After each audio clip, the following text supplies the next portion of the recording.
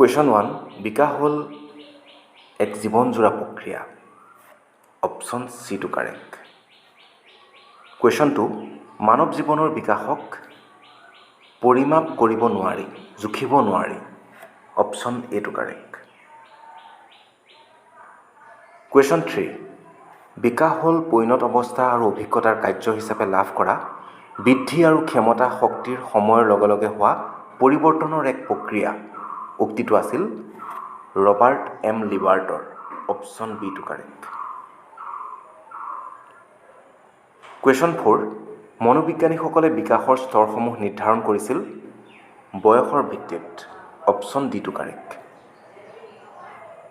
Question 5 মানৱ শিশুৰ বিকাশৰ ক্ষেত্ৰত দুটা শক্তিশালী উপাদান হ'ল বংশগতি আৰু পৰিৱেশ option B two correct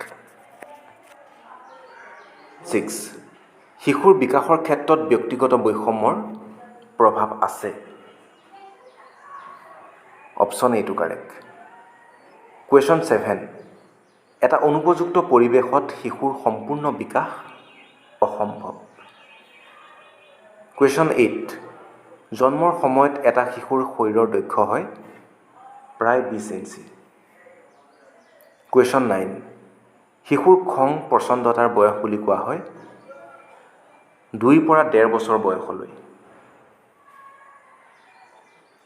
question 10 সৰ্বপ্ৰাণবাদিতা এটা প্ৰধান বৈশিষ্ট্য হ'ল শৈশৱকালৰ সকলো বস্তুতে প্ৰাণ আছে বুলি ভাবে শিশুসকলে কুৱেশ্যন 11 এটা 3 বছৰীয়া শিশুৱে শব্দ উচ্চাৰণ কৰিব পাৰে প্ৰায় 273টা option A two correct question 12 শিশুৱে ডাঙৰসকলক অধিক প্ৰশ্ন সুধি ব্যতিব্যস্ত কৰি তোলে কি কাৰণে কৌতূহল প্ৰৱণতাৰ বাবে নজনা কথা জানিবলৈ কৰা ইচ্ছা তাকে কৌতূহল বুলি কোৱা হয় কুৱেশ্যন 13 বাল্যকালৰ শিশু এটাৰ বয়স 7 পৰা 12 বছৰ 6 পৰা 12 বছৰো ধৰা হয় কিন্তু ইয়াত যিহেতু অপশ্যনত 7 পৰা 12 বছৰ আছে গতিকে শুদ্ধ অপশ্যনটো হ'ব অপশ্যন বি কুৱেশ্যন 14 বাল্যকালৰ লগত জড়িত শিক্ষা ব্যৱস্থা হ'ল প্ৰাথমিক শিক্ষা option B two correct question 15 ফ্ৰয়ডৰ মতে শিশুৱে আঙুলি চোপা দাঁত কামোৰা মুখত কিবা এটা লৈ পাগুলি থকাটো যৌন প্ৰবৃত্তিৰ প্ৰকাশ option D two correct question 16 শৈশৱকালত এটা শিশুৱে অতিশয় কল্পনাপ্ৰসূত কাৰ্যত লিপ্ত থাকিলে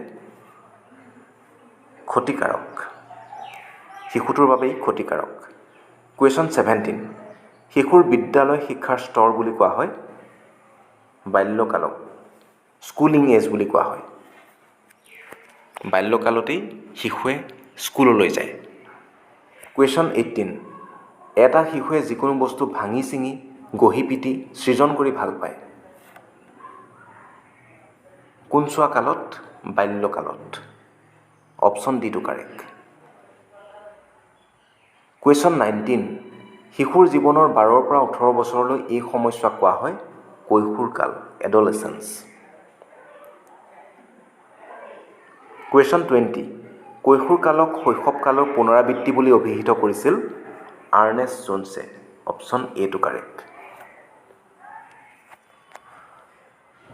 কুৱেশ্যন 21 কৈশোৰকালক ধুমুহা আৰু পীড়নৰ সময় বুলি অভিহিত কৰিছিল ষ্টেনলি হলে option C two correct question 22 কৈশোৰকালত ল'ৰা ছোৱালীৰ বিকাশ তীব্ৰতৰ হয় বাবে সমস্যাৰ সৃষ্টি হয় সমাযোজনত option B two correct question 23 কৈশোৰকালত প্ৰজনন ক্ষমতা লাভ কৰে বাবেই ল'ৰা ছোৱালীৰ যৌন প্ৰবৃত্তি হয় এই প্ৰবৃত্তি হৈছে বিপৰীত লিংগকামিতা option C two correct question 24 আৱেগিক আতিশাৰ্য অধিক হয় কৈশোৰকালত option C two correct question 25 যৌৱনকালৰ চাহিদা নহয় অপশ্যন ডি টু কাৰেক্ট আৱেগৰ চাহিদা কুৱেশ্যন 26 কৈশোৰৰ সময়ছোৱাক খলা বোমা ডকা চাকনৈৰে ভৰা এছোৱা জটিল আৰু কষ্টকৰ সময় বুলি অভিহিত কৰিছিল কোনে অভিহিত কৰিছিল ষ্টেনলি হলে লগতে তেখেতে এই বুলিও কৈছিল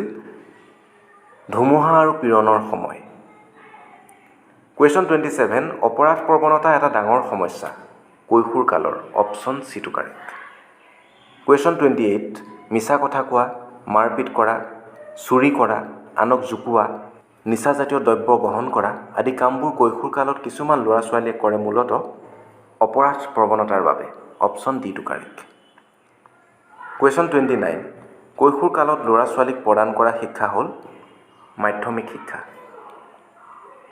কুৱেশ্যন 30 শিশুৰ বুদ্ধিবৃত্তি অভিৰুচি ব্যক্তিত্ব আৰু চৰিত্ৰৰ মাজত পাৰ্থক্য থকাটো আঙুলিয়াই দিয়ে মনোবিজ্ঞানে option D two correct question 31 কৈশোৰৰ ইংৰাজী প্ৰতিশব্দ এডলেচেঞ্চ শব্দটো আহিছিল লেটিন ভাষাৰ পৰা option A two correct question 32 ছোৱালীসকল ঋতুমতী আৰু ল'ৰা বীৰ্যধাৰী হৈ উঠে বয়ঃসন্ধি কালত option C two correct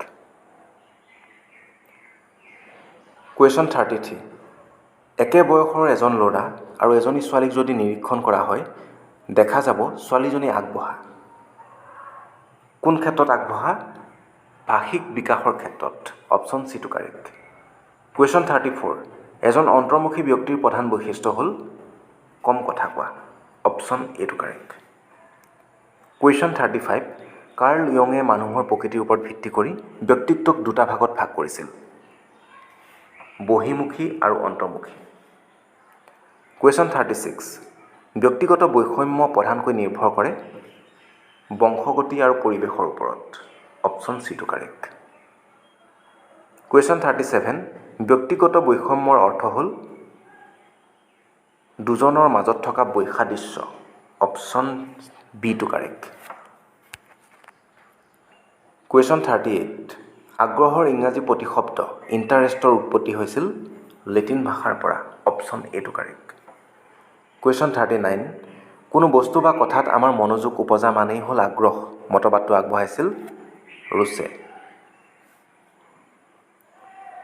question 40 আগ্ৰহ মনোযোগৰ সুপ্ত অৱস্থা আৰু মনোযোগ আগ্ৰহৰ সক্ৰিয় অৱস্থা উক্তিটো আছিল মেকডুগালৰ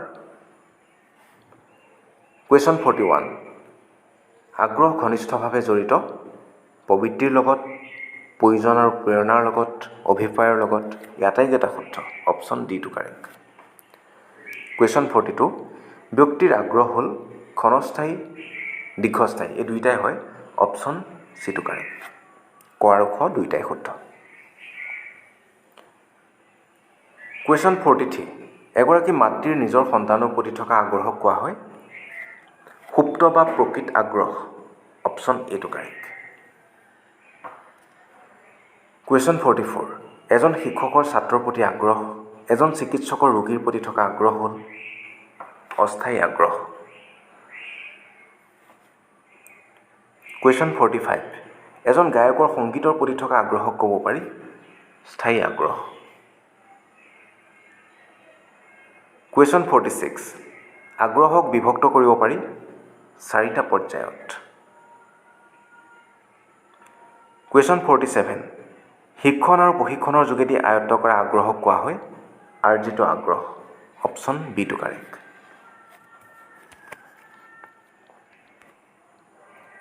কুৱেশ্যন 48 আৰ্জিত আগ্ৰহৰ প্ৰভাৱ থাকিব পাৰে সমগ্ৰ জীৱনলৈ কুৱেশ্যন 49 শিশুৰ আগ্ৰহ সৃষ্টি কৰিবলৈ শিক্ষকে শ্ৰেণীকক্ষত পুৰস্কাৰ প্ৰদান কৰিব লাগে option B two correct question 50 শ্ৰেণীকক্ষত ছাত্ৰ ছাত্ৰীসকলক আগ্ৰহী কৰি তোলাত বিশেষভাৱে প্ৰেৰণা যোগাব পাৰে শিক্ষকৰ ব্যক্তিত্বই option A two correct question 51 এটা শিশুৱে আনৰ সহায় নোলোৱাকৈ খোজকাঢ়িব পাৰে 15 মাহত কুৱেশ্যন 52 এটা 1.5 বছৰীয়া শিশুৱে শব্দ উচ্চাৰণ কৰিব পাৰে প্ৰায় 22টা কুৱেশ্যন 53 শিশুৰ কণ্ঠত ধ্বনিৰ স্পষ্টতা প্ৰকাশ পায় জন্মৰ 4 মাহৰ পিছত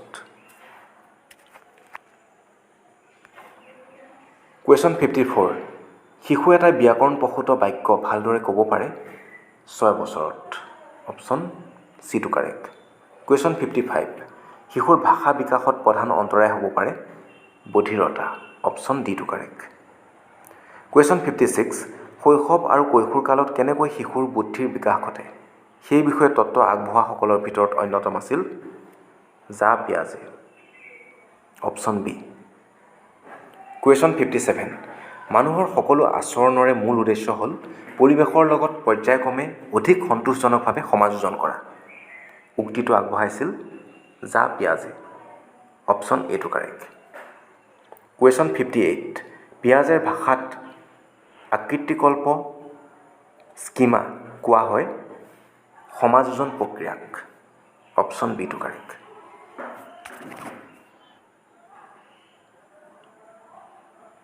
কুৱেশ্যন 59, দাৰ্শনিক ৰুছুৱে তেওঁৰ শিশু শিক্ষা সম্বন্ধীয় গ্ৰন্থ ইমাইল প্ৰকাশ কৰিছিল 1762 চনত। কুৱেশ্যন 60, অভ্যাস হ'ল আৰ্জিত অভিজ্ঞতা, অপশ্যন বিটো কাৰেক্ট। কুৱেশ্যন 61, একে পৰিস্থিতিত একে কামৰ পুনৰাবৃত্তিয়ে হ'ল অভ্যাস, অপশ্যন ডিটো কাৰেক্ট। কুৱেশ্যন 62, অভ্যাস হ'ল প্ৰাণীয়ে পূৰ্বৰ আচৰণৰ পুনৰাবৃত্তি কৰা এক প্ৰৱণতা। উক্তিটো আছিল জেমছৰ, অপশ্যন এটো কাৰেক্ট। কুৱেশ্যন 63, খোজ কঢ়া, কাম কৰা, চাইকেল চলোৱা আদি কামবোৰ হ'ল অভ্যাসজনিত, অপশ্যন চিটো কাৰেক্ট। কুৱেশ্যন 64, অভ্যাসক কোৱা হয় দ্বিতীয় স্বভাৱ, অপশ্যন বিটো কাৰেক্ট। গঠন হোৱা অভ্যাসক পৰিত্যাগ কৰিবলৈ অতি কঠিন, অপশ্যন চিটো কাৰেক্ট। কুৱেশ্যন 66, অভ্যাসজনিত কামত মনোযোগৰ প্ৰয়োজন নহয়, ভাগৰৰ পৰিমাণ কমে, নৈপুণ্যতা বাঢ়ে, এই আটাইকেইটা শুদ্ধ, অপশ্যন ডিটো কাৰেক্ট। কুৱেশ্যন 67, অভ্যাসজনিত কামবোৰ কৰিব পাৰি খুব সহজে। কুৱেশ্যন 68, অভ্যাস যিমানে পুৰণি হয় সবল হয়। কুৱেশ্যন 69, সু অভ্যাস আৰু কু অভ্যাস গঠন কৰাটো নিৰ্ভৰ কৰে নিজৰ ওপৰত, অপশ্যন ডিটো কাৰেক্ট। কুৱেশ্যন 70, অভ্যাস গঠন কৰিবলৈ উপযুক্ত সময় হ'ল শৈশৱকাল। কুৱেশ্যন 71, অভ্যাস গঠন কৰিব খোজা কামৰ বাবে অত্যাধিক পুনৰাবৃত্তি কৰিব লাগে, অপশ্যন ডিটো কাৰেক্ট। কুৱেশ্যন 72, অভ্যাসজনিত কামসমূহ যান্ত্ৰিক। কুৱেশ্যন 73, অভ্যাসজনিত কাৰ্যই ব্যক্তিক সহায় নকৰে, অপশ্যন এটো কাৰেক্ট, বৌদ্ধিক বিকাশৰ ক্ষেত্ৰত। কুৱেশ্যন 74, অভ্যাসক ভাগ কৰিব পাৰি দুটা ভাগত। কুৱেশ্যন 75, অভ্যাসৰ ফলত অতি কঠিন কাৰ্যও সহজ হয়, অপশ্যন চিটো কাৰেক্ট। কুৱেশ্যন 76, প্ৰৱণতা মানে হ'ল কোনো এটা বিষয় আয়ত্ত কৰিবৰ কাৰণে প্ৰয়োজনীয় ক্ষমতা, আগ্ৰহ, ৰাপ আদিৰ এটা সংমিশ্ৰণ, কথাষাৰ সত্য। কুৱেশ্যন 77, প্ৰৱণতা পৰিমাপনৰ আৰম্ভণি হৈছিল প্ৰথম মহাসমৰৰ সময়ৰ পৰা, অপশ্যন এটো কাৰেক্ট। কুৱেশ্যন 78, প্ৰৱণতা হ'ল সহজাত আৰু আৰ্জিত, এই দুয়োটাই হয়, গতিকে ক আৰু খ দুয়োটাই শুদ্ধ, অপশ্যন ডিটো কাৰেক্ট। কুৱেশ্যন 79, যিকোনো প্ৰশিক্ষণ বা বৃত্তি পাঠ্যক্ৰমৰ বাবে ব্যক্তি নিৰ্বাচন কৰাৰ ক্ষেত্ৰত প্ৰয়োজন হয় প্ৰৱণতা অভিক্ষাৰ, অপশ্যন বিটো কাৰেক্ট। কুৱেশ্যন 80, কোনো কাৰ্য বা বৃত্তি আয়ত্ত কৰিবৰ বাবে থকা প্ৰবল স্বাভাৱিক ক্ষমতাকে কোৱা হয় প্ৰৱণতা, অপশ্যন ডিটো কাৰেক্ট। কুৱেশ্যন 81, প্ৰৱণতা আৰু বুদ্ধিৰ মাজত পাৰ্থক্য আছে, অপশ্যন এটো কাৰেক্ট। কুৱেশ্যন 82, কোন কোন ল'ৰা ছোৱালী কেনেধৰণৰ বিষয়ৰ প্ৰতি আগ্ৰহী তাক জনাত সুবিধা হয় প্ৰৱণতা অভিক্ষাৰ দ্বাৰা, অপশ্যন চিটো কাৰেক্ট। কুৱেশ্যন 83, ভালকৈ বিচাৰ কৰা, ভালকৈ যুক্তি দৰ্শোৱা আৰু ভালকৈ হৃদয়ংগম কৰা ক্ষমতা। বুদ্ধি সন্দৰ্ভত এই মতামত আগবঢ়াইছিল বিনে আৰু চাইমনে, অপশ্যন ডিটো কাৰেক্ট। কুৱেশ্যন 84, থৰ্ণডায়েকে বহলভাৱে বুদ্ধিক ভাগ কৰিছিল তিনিটা ভাগত, অপশ্যন বিটো কাৰেক্ট। কুৱেশ্যন 85, বিনে চাইমনৰ সহযোগত প্ৰথম বুদ্ধিৰ অভিক্ষা প্ৰকাশ কৰিছিল 1905 চনত। কুৱেশ্যন 86 আমেৰিকান মনোবিদ জেমছ মেককিন কেটেলে প্ৰথমবাৰৰ বাবে মানসিক অভিক্ষা শব্দ দুটা ব্যৱহাৰ কৰিছিল 1890 চনত। অপশ্যন চিটো কাৰেক্ট। কুৱেশ্যন 87 বিনেৰ বুদ্ধি পৰীক্ষাৰ দ্বিতীয় সংস্কৰণ প্ৰকাশ হৈছিল 1908 চনত। Option B. কুৱেশ্যন 88 বিনে চাইমনৰ বুদ্ধি পৰীক্ষাক জনা যায় বিনে চাইমন কাঠি। কুৱেশ্যন 89 বিনে চাইমনৰ 1908 চনৰ সংস্কৰণত ল'ৰা ছোৱালীক সামৰি লোৱা হৈছে 3 পৰা 13 বছৰলৈ। কুৱেশ্যন 90 বিনেৰ বুদ্ধি পৰীক্ষাৰ তৃতীয় সংস্কৰণ প্ৰকাশ হৈছিল 1911 চনত। কুৱেশ্যন 91 1916 চনত বিনে চাইমন কাঠিৰ এক নতুন সংস্কৰণ ষ্টেনফৰ্ড বিশ্ববিদ্যালয়ৰ মনোবিদ টাৰমানে উদ্ভাৱন কৰিছিল। অপশ্যন এটো কাৰেক্ট। কুৱেশ্যন 92 শিশুৰ শিক্ষণ ক্ষমতা যোগ্যতা অথবা শিক্ষাৰ সম্ভাৱনীয়তা নিৰ্ভৰশীল বুদ্ধিৰ ওপৰত। অপশ্যন ডিটো কাৰেক্ট।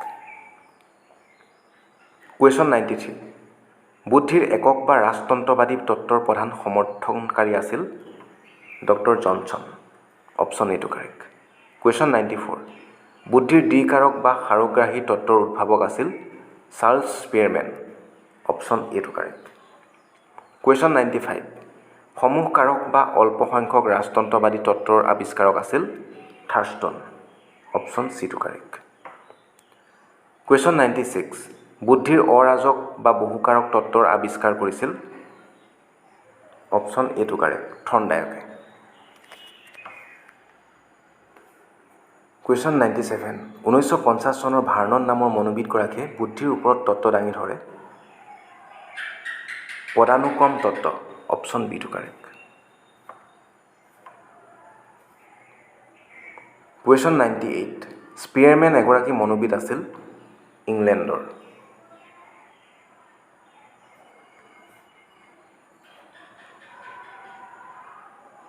কুৱেশ্যন 99 লেটিন শব্দ পাৰ্চনাৰ অৰ্থ হ'ল প্লেয়াৰ্ছ মাস্ক। অপশ্যন বিটো কাৰেক্ট। কুৱেশ্যন 100 পাৰ্চনেলিটি শব্দটো আহিছিল লেটিন ভাষাৰ পৰা। কুৱেশ্যন 101 ব্যক্তিৰ জন্মগত স্বাভাৱিক আৰু অভিজ্ঞতাৰ দ্বাৰা আৰ্জিত প্ৰবৃত্তি প্ৰেৰণা হেঁপাহ অনুৰাগ অনুভূতি আশা আকাংক্ষা প্ৰৱণতা আদিৰ সমষ্টিয়ে ব্যক্তিত্ব। উক্তিটো আছিল মৰ্টন প্ৰিন্সৰ। কুৱেশ্যন 102 ছুইজাৰলেণ্ডৰ মনোৰোগ বিশেষজ্ঞ কাৰ্ল ইয়ঙে মানুহক ব্যক্তিত্বৰ ভিত্তিত ভাগ কৰিছিল বহিমুখী আৰু অন্তৰ্মুখী। কুৱেশ্যন 103 মানুহৰ দেহৰ গঠন আৰু প্ৰকৃতিৰ ওপৰত ভিত্তি কৰি মানুহৰ চাৰিত্ৰিক বৈশিষ্ট্যৰ বৰ্ণনা দিছিল ক্ৰেটছমাৰে। অপশ্যন ডিটো কাৰেক্ট।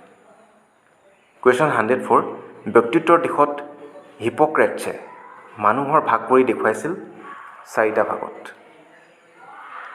কুৱেশ্যন 105 ফৰাচী দাৰ্শনিক ৰুছুৰ মতে মানুহৰ বিকাশৰ স্তৰ হ'ল 4টা। কুৱেশ্যন 106 আৰ্নেষ্ট জোনছৰ মানুহৰ ওপৰত কৰা বিকাশৰ শ্ৰেণীবিভাজন মতে শেহতীয়া বাল্যকাল হ'ল 5 পৰা 12 বছৰ বয়সলৈ। Option B. কুৱেশ্যন 107 মনোবিদ ৰায়বাৰ্ণৰ মতে মানুহৰ মুঠ বিকাশৰ স্তৰ হ'ল 6টা। কুৱেশ্যন 108 মনোবিদ ৰায়বাৰ্ণৰ বিকাশৰ শ্ৰেণীবিভাজন মতে জন্মৰ পৰা 3 বছৰলৈ সময়খিনি কোৱা হয় শৈশৱকাল। কুৱেশ্যন 109 মনোবিদ ৰেমণ্ডৰ মতে মানুহৰ বিকাশৰ স্তৰ হ'ল 3টা। কুৱেশ্যন 110 ৰেমণ্ডৰ মতে বিকাশৰ স্তৰকেইটা হ'ল কেঁচুৱাকাল কৌমাৰকাল কৈশোৰকাল। অপশ্যন ডিটো কাৰেক্ট।